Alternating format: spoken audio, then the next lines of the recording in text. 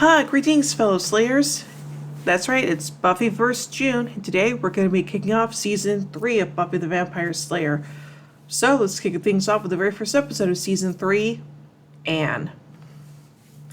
In a cemetery in Sunnydale, lacking a Slayer, the Scooby Gang has tried to temporarily take her place.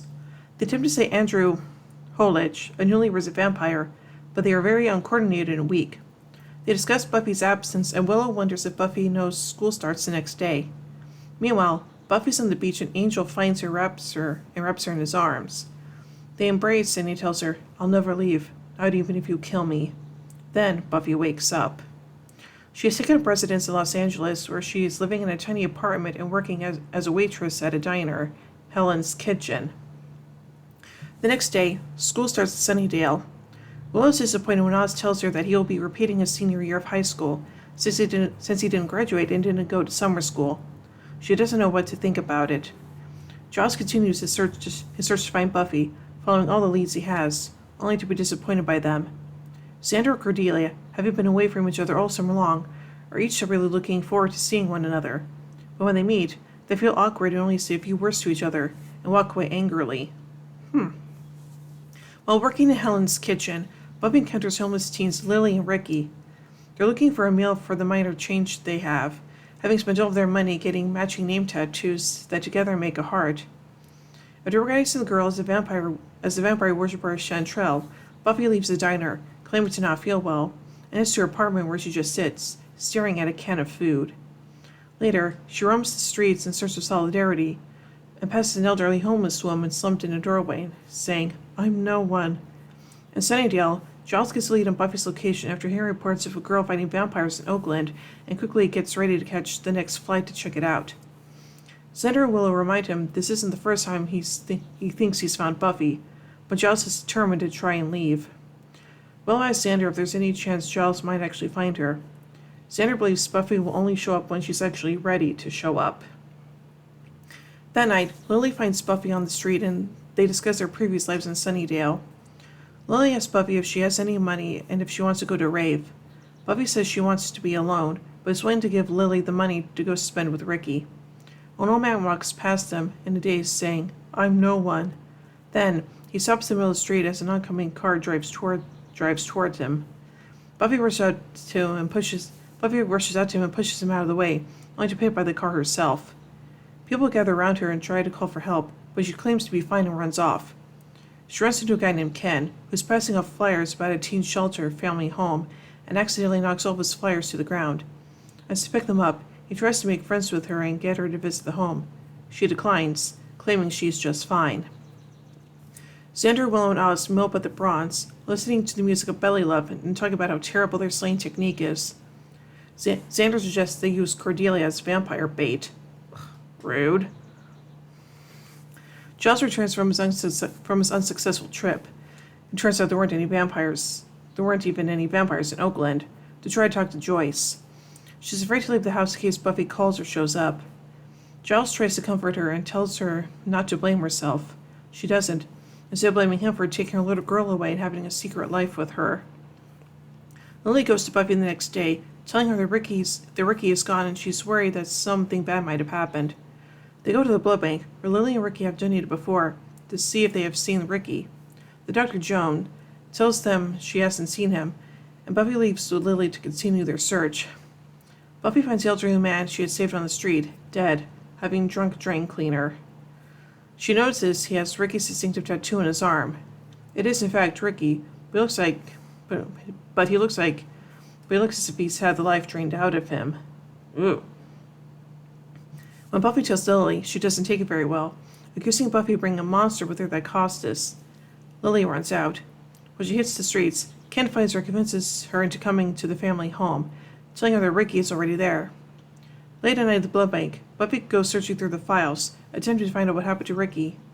She notices that many of the patients' files say candidate on them. The one who runs the bank shows up, and after Buffy coerces her, she just gives the names of the healthy ones to him. Meanwhile, Ken has gotten Lily to change clothes for the cleansing and leads her into another room, where he tells her to enter a strange, dirty pool of water. At the front door of family home, Buffy tries to enter undercover. When that doesn't work, She kicks down the door and finds Ken with a lily over the water. However, it's too late for Lily, as the pool is actually a portal. Buffy can't fight. Buffy trying to save her friend. Instead, both fall through the black pool into another dimension, where time flows at a different rate. Ken reveals himself as a demon of some sort with a human face glued on, and sends his scars after the girls. The two are quickly caught and told they will be living there for as long as they can serve as useful slaves. In this dimension, time runs differently. A century passes in their dimension, but only a day on Earth. Slaves who are too old to work are returned to their former dimension to die in the streets.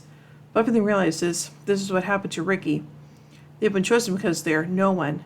There is no one to miss them or notice their absence. Buffy says she wasn't chosen, and Ken tells her that it doesn't matter, because he knows who she is. She's Anne, a runaway anxious to get lost and hide in the shadows.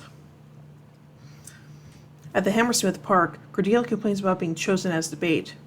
Oz checks to make sure everyone is packing with stakes and crosses, and they move toward their hiding spots. Cordelia follows Xander, attempting to tell him that she didn't miss him over the summer, and accuses him of having a summer fling. Suddenly, a vampire comes up from behind Willow and attacks her, interrupting Xander and Cordelia's quarrel. Oz knocks the vampire off and attempts to stake it, but is thrown off. Xander tries to kill it, and Cordelia tackles the vampire. All three go falling onto the ground. Cordelia's stake impales the vampire in the back, leaving her on top of Xander. The two kiss passionately. Aww. The new slaves are being inducted into their life in the new dimension. A demon berates them and tells them that they don't matter. He insists that they say, "I'm no one," when asked who they are. When it is Buffy's turn, she introduces herself sarcastically and starts a fight with the guards.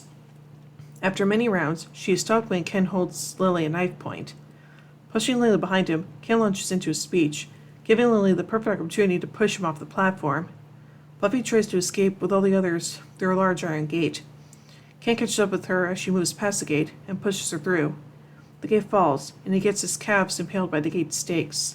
Buffy smashes his head in, impersonating a version of Gandhi if he was really pissed. After the others are safely above ground, the black pool vanishes, leaving an empty tiled basin behind.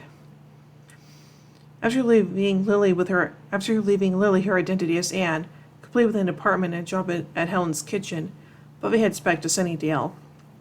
Back at home, Buffy's mom hears a knock on the door and opens it to find her daughter. After a few moments, they hug. Aww, that's so sweet. So let's take a look at some continuity surrounding this episode. This episode is the first time the Scooby Gang are shown patrolling as a team as Sand Slayer, and Willow leads the gang in Buffy's absence. This dynamic will be seen again in Bargaining Part 1, following her death, but by then they will be more skilled at the job. In Buffy's dream, Angel describes their relationship as forever. The real Angel will state years later that what he and Buffy had was a forever love in the girl in question.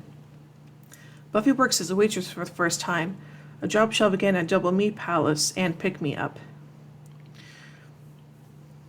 Time passing differently in alternate dimensions is introduced here, a topic that will become more relevant in Beauty and the Beast, with Angel's return, and in Afterlife with Buffy's. When trying to get into the mission to find Ken, Buffy says, "I just suck at undercover." However, in Enemies, she does get a lot better when she goes undercover to trick Faith. This marks the first of two times in which Buffy refers to herself or is referred to as Buffy the Vampire Slayer. The second time is in Help. Buffy uses a man-bell, the weapon of choice as well for a leopard demon in the Angel episode Happy Anniversary. The demon who runs the Hell Dimension and Family Home are identical to the demons who make up the Scourge in the Angel episode Hero. Lily's character first appeared as Chantrell in Lie to Me. She drops Buffy's persona at the end of this episode. Anne will later appear on Angel as a social worker Anne Steele, helping Angel on a few occasions. Interesting. So now let's take a look at some behind-the-scenes info with this episode, beginning with the production. Seth Green appears in the opening credits for the first time. This is the first use of the remastered Buffy theme. It will be heard in the opening credits through the remainder of the series.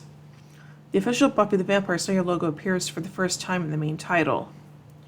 Buffy's temporary neighborhood of residence is in the area around 11th Street on the south side of downtown Los Angeles. The intersection where she is hit by a car is the corner of 11th and Broadway, and the leaflets for the family home give its address as 1123 South Hill Street, just around the corner. The montage depicting the teen runaways will be used again in the Angel pitch tape. The image of the teenage girl with a large skirt alone in the street will be used in the opening credits of Angel. At one point in the battle with Ken's henchmen, Buffy will wield a hammer and a sickle. The factory setting, hard labor, and the hammer and the sickle not only shows a theme of communism, but more importantly, the unification between peasants and workers to reach a better goal, seen here when everyone unites to defeat Ken's men. Interesting. And now into some pop culture references. During the episode, Lily wears a white t-shirt underneath a green sweater. The visible part of the t-shirt says Dent and has a red heart with the words Home Of visible inside the heart. This is most likely a nod to the cult classic The Rocky Horror Picture Show, in which a billboard is visible in a graveyard. On the billboard, there was a large red heart with the word Denton above it and the phrase The Home of Happiness inside it. A poster for the band Fish is seen on the wall behind Xander and Willow in the bronze. Buffy describes her killing Ken as her impression of Gandhi if he was really pissed, referring to the Indian lawyer who employed nonviolent resistance to lead to the successful campaign for India's independence from British rule. And finally, let's look at some goofs. Ricky's form of the blood bank includes a waiver clause for the blood bank of Sunnydale. When Buffy bursts in Lily and Ken in the cleansing room, Lily's wearing red lipstick and black eyeliner. Later, when Buffy and Lily stumble upon the factory workers, Lily is no longer wearing the lipstick nor the eyeliner. Then, in cell with Buffy, she's again wearing lipstick. During the battle with Ken's henchmen, when one of the extras is thrown aside, an overhead shot shows him landing on a visible gymnastic mat. After Buffy says, "Anyone who's not having fun here, follow me," you can see that her purple camel soul has briefly turned green. When escaping Hell Dimension, Buffy's shoes change from flat burlap shoes like Ken's into tennis shoes like Nike's. When Buffy lifts the portcullis, you can see the position of her hands change between shots. So overall, as the beginning of Season 3, this episode is actually pretty darn good, and yeah, I'm very happy that in the end Buffy decided to go back to Sunnydale and reunite with her mom and stuff, so yeah. So overall, I give Anne, I'll give it 3 vampire steaks out of 5. Anyway, tune in again in a little bit as we check the next episode, Dead Man's Party. So, until then, here endeth the lesson.